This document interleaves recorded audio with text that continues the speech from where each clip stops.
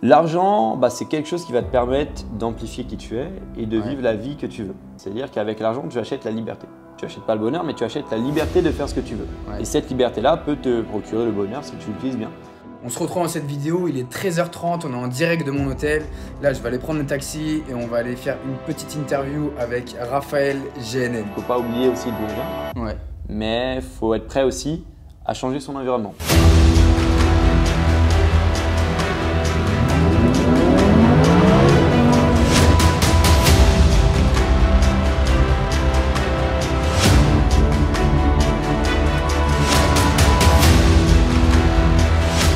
Salut l'équipe, c'est Raphaël GNN, on est sur Succès Français pour une interview exclusive où je vais me livrer à vous, être le plus transparent possible et j'espère du coup pouvoir vous donner énormément de valeur lors de cette interview.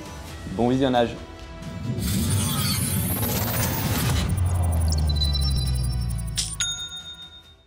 Merci Raphaël de me recevoir chez toi. Est-ce que tu peux te présenter pour les personnes qui ne vont pas te connaître? Alors, je m'appelle Raphaël GNN, ça va faire 3 ans que j'ai lancé mon agence SMMA qui se prénomme Ace Up Media. En 3 ans, on a pu bosser avec plein de profils différents, que ce soit e-learning, e-commerce. Et suite à ça, j'ai pu sortir un programme d'accompagnement qui est ma deuxième activité où j'accompagne les personnes à se lancer dans l'activité du SMMA, tout simplement. Donc, sur le plan personnel, je vis à Dubaï, j'ai déménagé ici il y a 1 an environ et je suis aussi youtubeur et je sors des vidéos. Ok, donc là tu as 21 ans, ça fait 3 ans que tu as ton agence, donc tu n'as pas fait d'études en fait. Alors, j'ai commencé des études que j'ai abandonnées 8 mois après parce que je me rappelle pour l'anecdote en fait, c'est que lorsque j'arrivais en cours, je faisais plus d'argent avec le business qu'avec les études. Et c'est surtout, moi je pense que personnellement, dans mon cas, ce n'était pas quelque chose qui allait m'être utile pour l'avenir. Dans le sens, je n'avais pas d'ambition professionnelle à proprement parler dans un parcours normal, dans un parcours classique. C'est pour ça que je me suis dit que mieux vaut que j'arrête parce que dans tous les cas, même si je vais faire 5 ans, ce n'est pas ce que j'ai envie de faire. Après, comme je dis souvent, je ne crache jamais en aucun cas sur les études. C'est si tu as envie de faire avocat, si tu as envie de faire un métier, on va dire, qui nécessite des études, c'est le meilleur moyen d'y arriver. Mais si tu es dans un cas où tu veux être entrepreneur, non, c'est clair que ce n'est pas le meilleur moyen d'y arriver. Quel était le déclencheur vraiment où tu t'es dit j'arrête tout et je vais faire ce que j'ai vraiment envie de faire? Je fais déjà de l'argent, mais là je vais vraiment tout abandonner pour continuer mes business. Alors, il y a eu plusieurs déclencheurs, donc tu parles vraiment l'arrêt des études. Qu'est-ce qui m'a fait arrêter mes études? En fait, pour te dire, j'avais commencé une première année, j'ai changé d'école en cours. Et je me rappelle, dans cette école, déjà, je n'avais pas énormément d'amis. C'est-à-dire que… Et le problème, c'est qu'elle était très proche d'où j'habitais. C'est-à-dire que des fois, j'avais tellement la flemme de venir que j'y allais en fait. Et même avant d'entrer dans la salle, je rentrais chez moi. Parce que je me disais, non, j'ai rien à faire là. Et vu que j'avais personne qui m'attendait, en fait, un peu vu que j'avais pas d'amis là-bas, je me suis dit… C'est plus ça qui a fait que j'avais pas la tâche, du coup ça a été plus facile pour moi. Après, il n'y a pas eu un seul événement qui m'a fait dire ok, il faut que j'arrête. Ça a été un processus qui a maturé pendant longtemps dans ma tête. J'ai vraiment réfléchi à cette décision attentivement, histoire de ne pas être sûr de faire une bêtise. Parce que mon business n'est pas encore stable à l'époque. C'est-à-dire que je devais être sûr de ne pas faire une bêtise. Mais ce n'est pas un seul déclic. C'est vraiment au cours des mois, j'ai réfléchi et je me suis dit ok, là je m'arrête. Et puis à un moment, j'ai eu ce déclic, je ne sais pas t'expliquer pourquoi, mais je suis allé vers mes parents et tout. J'ai appelé un pote à moi du coup avec qui on s'était lancé dans l'entrepreneuriat. Et puis on s'est dit sur un coup de tête, ouais viens on part à Malte, histoire de se focus. Et j'ai lancé à mes parents et mes parents ils ne me croyaient pas quoi. Parce que j'avais rien dit sur l'entrepreneuriat en fait depuis le début. Ça, je leur avais tout caché. Parce que je voulais faire les choses dans mon coin. Tu l'avais caché. Et du coup, quand tu leur as annoncé ça, quelle est la réaction de l'entourage en fait? Comment ils prennent la chose? Ils ne me prenaient pas au sérieux, vraiment. Je me rappelle, ils ne me croyaient pas du tout et en aucun cas ils prenaient ça au sérieux. Pour eux, c'était une sorte de blague. Donc je leur faisais pendant longtemps même. Et après, vu que je suis resté sérieux dans ma démarche et puis la date que j'avais annoncée c'était dans 10 jours, je me barre dans 10 jours, ça s'est fait. Et j'ai priorisé, on va dire, mes objectifs au fait de vouloir rendre content mes parents. Parce que sur le moment même, je ne les ai pas rendus heureux, pas du tout. Parce qu'à ce moment-là, du coup, quel impact a ton entourage, sur tes décisions en fait? Un impact négatif. Ils me disent ne fais pas ça, c'est une connerie, etc. Parce que après, je peux comprendre aussi en étant transparent que tu as un fils que tu as éduqué pendant 18 ans et puis d'un coup, il vient te voir et il te dit « Ok, je me barre à Malte parce que j'ai fait 3 € sur Internet, tu vois ». Tu te dis, il a pété un plomb. Et forcément que je me dis, tu vois, si tu as envie de le retenir. Mais après, moi, je sais que je savais exactement ce que je faisais et je savais que c'était quelque chose de viable et que j'allais continuer parce que j'étais déterminé. Et à partir de ce moment-là, bah, j'ai su m'écouter, quitte à me mettre des personnes à dos pendant un temps, bien sûr, afin vraiment de suivre mes rêves. Et c'est ce qui s'est fait. Parce qu'au final, 2 ans plus tard, bah, ils sont fiers de moi. C'est juste passager dans le sens, au début, forcément, qu'ils ne comprennent pas. Et du coup, pourquoi être parti à Malte comme ça? Alors, c'était vraiment pour le focus. Vraiment, on s'est dit, c'était un peu le nom qui ressortait dans tout ce qui était déjà payer moins d'impôts. Sauf qu'au final, on n'a pas fait de société là-bas, du coup, bah, on payait encore nos impôts en France. Mais c'était plus dans un objectif de se focus à l'étranger. C'est-à-dire, on s'est dit, on va sortir de cet environnement où on est en France, en région parisienne. On va se mettre dans un environnement propice au fait d'avoir plus de résultats, profite au fait de scaler son business. Et c'est clair que ça a fonctionné. Parce que quand on est dans un environnement malsain, on va dire, que je vais appeler en région parisienne, quand on a des potes qui foutent rien, etc., ce n'est pas des environnements favorables à la réussite. Parce que du coup, pour toi, l'environnement a un impact positif ou C'est négatif? l'une des choses les plus importantes, l'environnement. C'est pour ça que généralement, bah, comme on dit, tes 5 amis sont ce que tu es, et ça, c'est véridique. Et l'environnement, même où est-ce que tu vis, tout ça, si tu es dans un cadre inspirant, forcément que tu vas plus réussir que si tu es dans un cadre minable.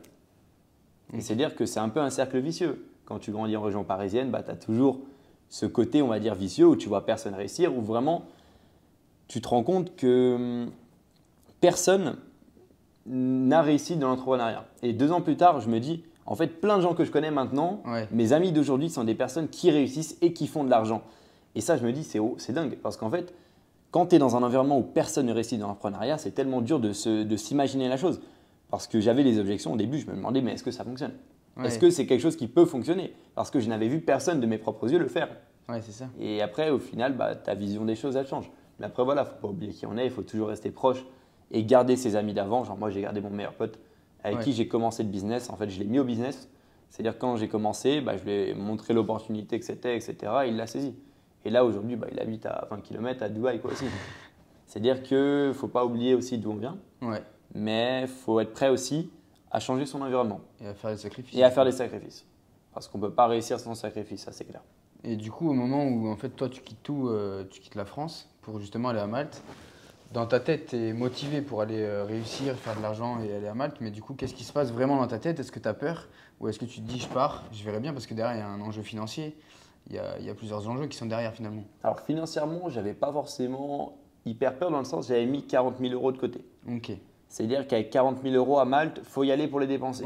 Ce n'est pas la ville qui va te coûter 10 000 € par mois. Tu peux vivre quelques temps. Tu peux vivre quelques temps. C'est-à-dire l'enjeu, il était plus sur l'aspect, tu quittes ton environnement familial du jour au lendemain. Tu as 18 ans, tu es lâché dans un autre monde, tu es confronté à des choses que normalement à ton âge tu n'es pas confronté. Tu commences à faire plein de démarches pour avoir un logement tout seul, tu finances tout seul, personne ne t'aide. Tu es dans une nouvelle ville, tu connais personne, on roule à gauche, on parle une autre langue. C'est plus tout ça qui a été bizarre et l'adaptation. Mais en étant vraiment transparent, non, moi j'étais content. J'étais content parce que c'est waouh, déjà c'est ce que je voulais faire, voyager, c'est-à-dire j'étais pas dans le mode c'était un défi. J'étais vraiment dans l'optique je kiffe. Genre je voyage. Je suis à l'étranger, je vois d'autres pays, je vois d'autres cultures et ça, c'était juste ce que je voulais faire de mon argent. Et du coup, là, tu m'as parlé d'argent. Quel est ton rapport à l'argent et qu'est-ce que ça signifie pour toi finalement l'argent?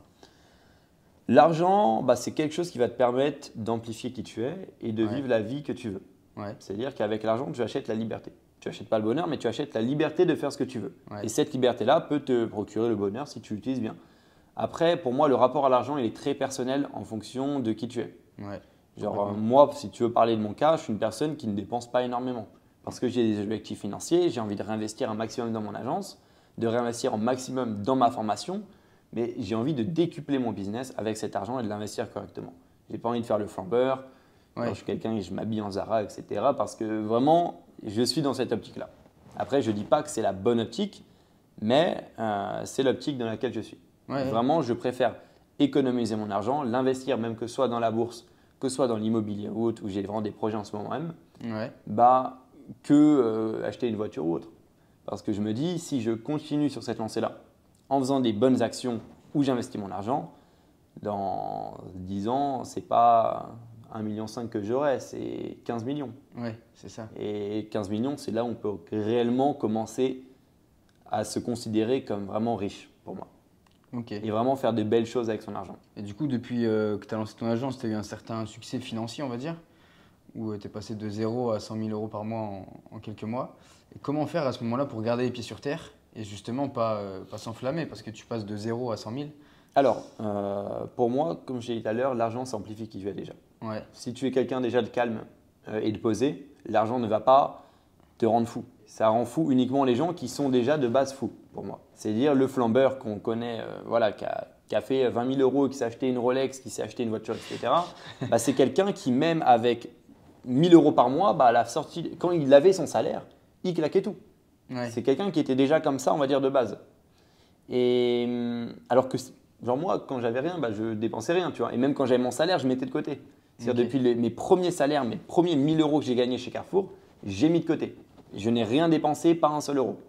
Okay. Parce que j'étais déjà dans cette optique-là. C'est-à-dire que quand j'ai atteint des sommes comme 100 000 euros par mois, ça n'a rien changé au final. Parce que j'étais toujours dans cette optique-là. Ouais. Et j'ai jamais eu, pour te dire vraiment en toute transparence, le sentiment que j'allais dépenser mon argent et faire n'importe quoi. Je ne l'ai jamais eu. Parce que j'ai toujours été comme ça et ça a juste amplifié qui je suis déjà.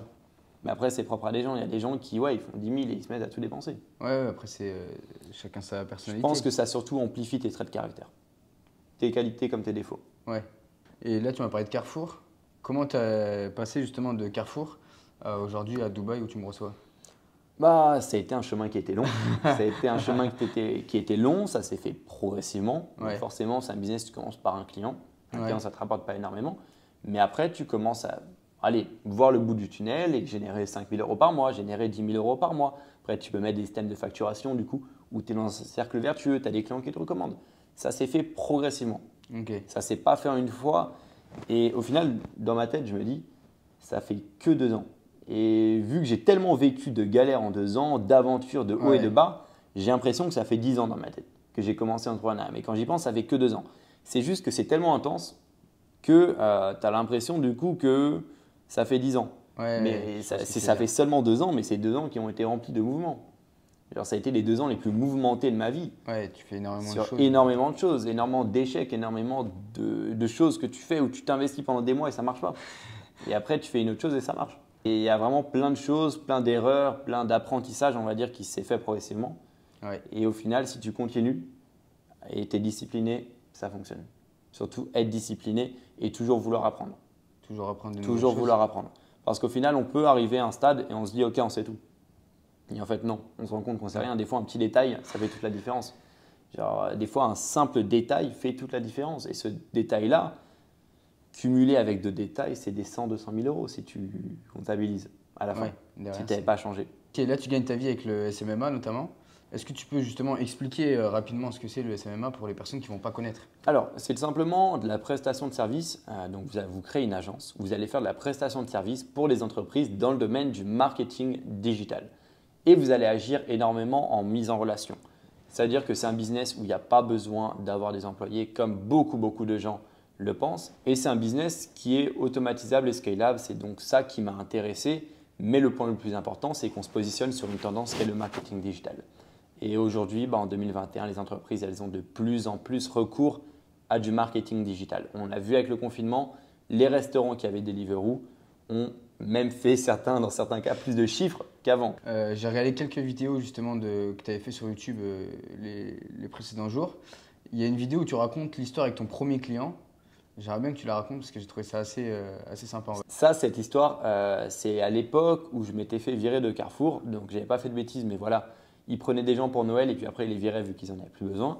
Et du coup, j'ai commencé Deliveroo. Et à cette époque-là, j'avais mon premier client. Et en fait, je perdais un petit peu d'argent avec les publicités. Pourquoi? Parce que je ne m'étais pas formé et je devais travailler. Je faisais Deliveroo, sauf qu'en fait, à la fin de la journée, l'argent que je gagnais était uniquement là pour rembourser mes dépenses publicitaires. C'est-à-dire que je me rappelle, j'ai essayé d'enchaîner le maximum de courses pendant mon temps libre, histoire d'avoir de l'argent pour les pubs. Et des fois, je me rappelle même dans le détail, c'était que le prélèvement il passe à 18 h et du coup, tu dois encaisser pour être sûr que ça va passer. Et du coup, tu demandes à un pote de te dépanner. Et ça, c'était vraiment au début parce que pour sortir de cette phase où on n'a aucune trésorerie, quoi. Ouais. Sauf qu'après, c'est des erreurs que j'ai faites que j'aurais pu éviter. Ouais. Clairement. Mais je voulais aller vite et au final, je me suis un peu brûlé les ailes. Ouais, mais on commence tous comme ça, de toute façon, ça arrive. On commence tous comme ça, mais comme on dit, mieux vaut apprendre des erreurs des autres. Exactement. Plutôt que de vouloir innover, quoi, et réinventer la roue. Personne dans le business réinvente la roue. On apprend des erreurs des autres et on fait à notre sauce, on fait nous-mêmes. On fait notre propre version, on crée notre propre réussite. Comment tu trouves tes clients aujourd'hui? Automatique. En fait, on a un système d'acquisition client via de la publicité qui sont redirigés vers un funnel de vente. Et puis, on a une équipe qui, en fait, s'occupe de closer ces leads-là en clients, tout simplement. Et ça va faire 1 an qu'on l'a adopté. Ok, comme ça, en fait, ça tourne tout le temps. Ça tourne tout le temps et pour moi, la prospection manuelle a ses limites. Dans le sens, la prospection manuelle, c'est bien, mais je pense pas que, comme on dit, je pense pas que le PDG de McDonald's s'occupe de retourner le steak haché pour faire des burgers. C'est qu'à un moment, il faut avoir une optique où on est au-dessus et réfléchir vraiment comme une multinationale. Parce que si tu te places toujours dans l'exécution, tu vas y rester pendant 10 ans. Et à un moment, il faut se placer au-dessus. Il faut se dire, OK, comment est-ce que je peux réfléchir pour me dire que je dois trouver un moyen de gagner de l'argent, mais qui est scalable? Comment est-ce que je peux automatiser ma prospection et je peux la rendre scalable? C'est-à-dire, il faut que je puisse avoir, je ne sais pas, 10 ou 15 clients en même temps sans que ça dérange. Comment on fait ça? Et ça, c'est des questions que je me suis posées il y a 1 an. Et à l'époque, on était les seuls sur le marché à proposer en fait de la mise en relation sur du milieu de l'agence. Et personne ne faisait ça. Et c'est ça, en fait, c'est vraiment se concentrer sur l'innovation, essayer de rester en haut et de toujours innover et d'avoir une longueur d'avance sur la plupart des agences concurrentes. Et tu m'as dit que tu avais une deuxième source de revenus, c'est justement la… SMM Incubator, donc c'est une source de revenus qui me procure environ 10 à 15% de mon argent, de ma trésorerie tous les mois. Ok. Donc, c'est simplement une formation que j'ai appelée plutôt programme d'accompagnement, vu qu'on ne se définit pas comme formation, parce que le mot formation est péjoratif. On pense tout de suite formation en ligne, gagner 20 000 € en 3 heures. Coach mytho. Et ce n'est pas du tout le cas. C'est une formation qui est destinée à si tu veux lancer une activité sur le marketing digital et générer de l'argent avec. C'est une formation que si tu ne travailles pas, tu n'auras aucun résultat. Et si tu travailles et tu es déterminé et tu m'écoutes à 200%, tu auras des résultats, tout simplement. Et pourquoi accompagnement? Parce qu'on se focus sur l'accompagnement aussi à fond. Parce que c'est ça qui fait la différence. C'est-à-dire, on a, il me semble, 170 heures de contenu, mais en plus de ça, tu as un coach qui est là pour répondre à tes objections. Et même la plupart du temps, je donne mon numéro de téléphone aux membres de la formation sur WhatsApp pour qu'ils me communiquent en fait. Et tous les jours, je reçois des questions et tous les soirs, je réponds à tout le monde. Malgré le fait qu'on ait aujourd'hui 900 membres. C'est-à-dire parce que je sais à quel point la proximité, on va dire, avec ces étudiants est primordiale. Et j'essaye aussi d'avoir une vision extrêmement long terme avec SMM Incubator. Et je sais que là, allez, en l'espace de 1 an et demi, on a retourné tout le marché. Et c'est clairement que le début. Parce que j'ai envie d'avoir cette vision long terme et de me dire, OK, dans 10 ans, 15 ans, il y aura encore des personnes qui rejoindront SMM Incubator. Surtout que ce qui est le plus important, c'est la satisfaction client dans le monde de la formation. Si on veut durer, il faut avoir des clients satisfaits. Et ça, on l'a compris dès le début. C'est obligatoire maintenant, de toute façon. J'avais pris, il me semble, 6 mois à sortir la formation. À cette époque-là, j'étais retourné chez mes parents en région parisienne. Et vraiment, quand je te dis de 8 heures, j'ai jamais bossé autant de ma vie. De 8 heures à 21 heures, des slides du record pendant 6 mois pour sortir la formation. Et je voyais des gens déjà sortir leur formation hyper rapidement, etc. Genre, ils prenaient, on va dire, cette vague du SMMA. Et moi, ça me dérangeait. Mais je me suis toujours dit, non, je ne la sors pas maintenant, je la sors que quand je suis satisfait de moi. Et je l'ai sorti quand j'étais satisfait de moi. Je l'ai sorti après tout le monde, après plein de gens. Et en fait, vu que les gens, ils ont vu qu'on s'est démarqué par rapport à la qualité de notre formation, qu'on avait sorti un produit exceptionnel, on a rattrapé tout le monde. Et dans ta formation, tu as une partie développement personnel. Exactement. Aujourd'hui, quel est ton avis sur le développement personnel? Mon avis sur le développement personnel, c'est qu'il y a un gros business derrière, déjà de 1, et qu'il y a des conseils à appliquer, bien sûr, mais que beaucoup se fait au cas par cas. On ne peut pas faire des conclusions sur 7 milliards de personnes. On peut faire des conclusions sur ta personnalité si on l'analyse correctement. Mais faire des conclusions sur 7 milliards de personnes, c'est imaginer que tout le monde est pareil. Sauf que tout le monde n'est pas pareil. Les gens réagissent différemment. Les gens ont des passés différents. C'est-à-dire qu'il n'y a pas de science exacte sur le développement personnel. Après, si je peux donner un conseil pour moi sur ce qui est développement personnel, c'est apprendre des erreurs des autres. C'est quelque chose de bête, c'est quelque chose que tout le monde répète, mais c'est quelque chose que peu de gens vraiment comprennent et appliquent à leur propre business. La plupart des gens entendent, mais peu de gens écoutent. C'est-à-dire que je le vois même par rapport à certains membres de la formation, il y en a beaucoup qui me disent « Ok, j'ai fait ça, mais ça n'a pas fonctionné ». Moi, je leur dis « Envoie-moi ce que tu as fait ». Et je me rends compte que non, ils n'ont pas du tout fait pareil. Mais ils pensent avoir entendu que j'ai dit de faire ça, alors que non, ils n'ont pas écouté, ils ont juste entendu. Et c'est pour ça que moi, je dis souvent, quand on se forme, il faut vraiment faire du mimétisme. Tu vas faire exactement pareil que la personne, mais bien sûr en innovant et à ta sauce. Mais vraiment, si tu fais pareil qu'une personne, tu vas avoir les mêmes résultats que lui. Si tu fais pareil qu'une personne en ajustant à ta sauce et aussi à l'époque actuelle, c'est-à-dire sur le bon timing, tu vas avoir des résultats incroyables. Mais il ne faut pas vouloir réinventer la roue. Et il y a beaucoup trop de gens qui pensent se former et qui pensent qu'acheter une formation va suffire. Mais tu as beau acheter la meilleure des formations.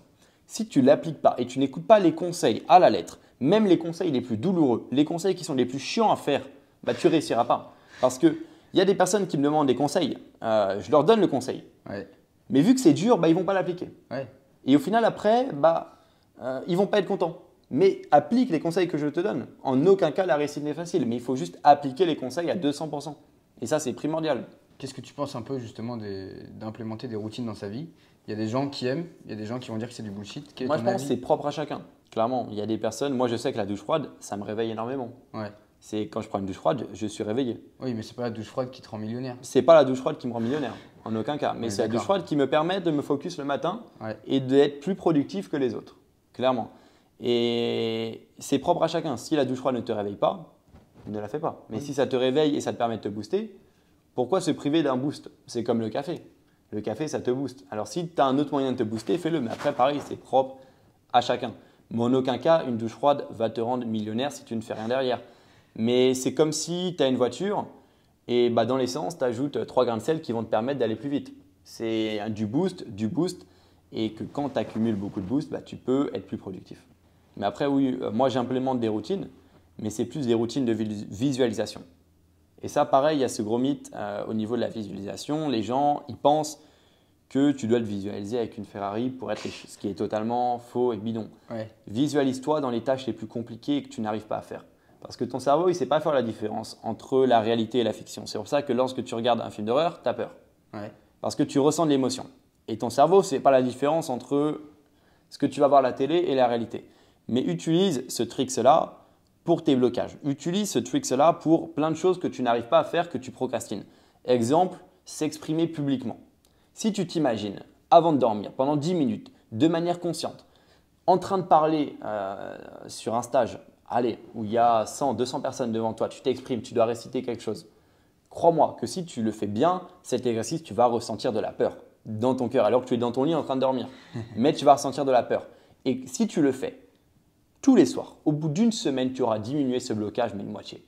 Parce que tu auras habitué ton cerveau. Et le jour où tu vas réellement le faire, tu auras largement moins peur. Parce que tu l'auras déjà fait en fait des centaines de fois dans ton cerveau. Et c'est plus cette visualisation-là qui est importante, je trouve. Tu te seras entraîné en fait à avoir peur. Tu te seras entraîné, mais oui, c'est pas en regardant des photos de Ferrari que tu vas en avoir une. Ça, c'est clair. Ouais, mais parce que c'est un peu le mythe aujourd'hui justement de la visualisation. C'est le mythe, mais peu de gens comprennent ce qu'est réellement la visualisation. Genre la plupart, en fait, il y a beaucoup de gens qui aussi désinforment sur ce que c'est la visualisation. Mais la véritable visualisation, pour moi, et où est-ce qu'elle est efficace, c'est lorsqu'on se visualise en train de faire des tâches compliquées et qu'on habitue notre cerveau à faire ces tâches-là. Et ça, c'est quelque chose, n'importe quel chercheur en neurosciences pourra te le dire. Si tu habitues ton cerveau à faire des actions ou à t'imaginer dans des situations compromettantes, tu vas être beaucoup plus apte à la supporter le jour où elle arrivera. Et du coup, en parlant de visualisation, quels sont tes projets justement pour cette fin d'année? Alors, mes projets pour cette fin d'année, moi, c'est vraiment de bâtir encore plus mon influence sur YouTube. C'est vraiment de développer mon influence sur YouTube pour pouvoir inspirer vraiment beaucoup plus de personnes qu'à l'heure actuelle. Parce que vraiment, je trouve que j'ai une petite communauté et j'ai envie d'agrandir cette communauté. C'est-à-dire, c'est vraiment ça le point sur lequel je mets mon focus. Et deuxièmement, c'est tester des nouvelles choses aussi avec mon agence. Je me suis promis de tester 3 nouvelles technologies avec mon agence, comme tout ce qui est automatisation de bots, etc., en 2021. C'est-à-dire, c'est tester et continuer à innover sur mon agence. Et pareil, après, j'ai mes objectifs, mais qui sont mes objectifs du quotidien, qui est d'améliorer SM Incubator, faire des mises à jour, etc. Et du coup, en parlant d'SMMA Incubateur, c'est une formation qui est payante. Et est-ce que les gens justement qui vont regarder cette vidéo, qui ne vont pas forcément tout comprendre au SMMA et à ce qu'on s'est dit, parce que nous on connaît le milieu, est-ce qu'il y a quelque chose qu'ils peuvent justement récupérer gratuitement ou une formation qui peut Alors, une vidéo YouTube? On a une formation gratuite, on mettra le lien dans la description. C'est une formation gratuite qui va vous apprendre du coup les bases du SMMA et elle sera toujours hyper intéressante à regarder. Parce qu'en termes d'apport de valeur, même si tu ne te lances pas dans le business après, regarde-la. Parce qu'elle va t'apporter énormément de choses, énormément de points positifs. On aborde même l'état d'esprit, plein de choses et c'est primordial. C'est-à-dire que tu trouveras le lien dans la description et puis après sinon tu peux venir me poser une question sur Instagram. Je réponds quasiment à tout le monde malgré le fait que je me fais harceler de DM. Mais je réponds à tout le monde sur Instagram, c'est-à-dire il n'y a aucun souci, tu peux venir me poser une question. Si tu me dis bonjour et que tu es poli, je te répondrai. Et si demain, là, dans Dubaï ou à Paris, tu recroisais le Raphaël il y a 3 ans, quel conseil tu pourrais lui donner pour justement avoir envie de s'en sortir et s'il était bloqué, quoi? Je dirais passe à l'action plus rapidement, forme-toi plus rapidement et fais tout plus rapidement. C'est-à-dire au lieu de procrastiner et dire je me forme dans 2 mois, forme-toi maintenant. Ouais. Au lieu de procrastiner et dire je fais ça dans 2 mois, fais ça maintenant. Ne réfléchis pas parce que dans 2 mois, ça ne deviendra jamais. Et ça, c'est véridique. Le nombre de personnes qui disent dans 2 mois, au final, c'est jamais. C'est-à-dire quand tu veux une chose, fais-le maintenant. Mais pas dans 10 minutes, pas dans 1 heure. C'est tu fais cette chose maintenant, au moins c'est fait. Et c'est comme ça que tu réussis. C'est en passant à l'action rapidement et en implémentant les choses rapidement. Bon les gars, je viens de rentrer à l'hôtel, c'était vraiment une très bonne après-midi. Merci encore à toi Raphaël d'avoir accepté cette invitation. J'espère que l'interview vous a plu. Si vous voulez découvrir le SMMA, il y a tous les liens dans la description. N'hésitez pas à mettre en commentaire ce que vous avez préféré, votre moment préféré, le passage préféré ou les entrepreneurs, les influenceurs, les politiciens que vous voulez voir sur Succès Français. Je ferai en sorte de les avoir pour vous. N'hésitez pas à commenter, liker, partager la vidéo et je vous dis à très vite dans la prochaine vidéo.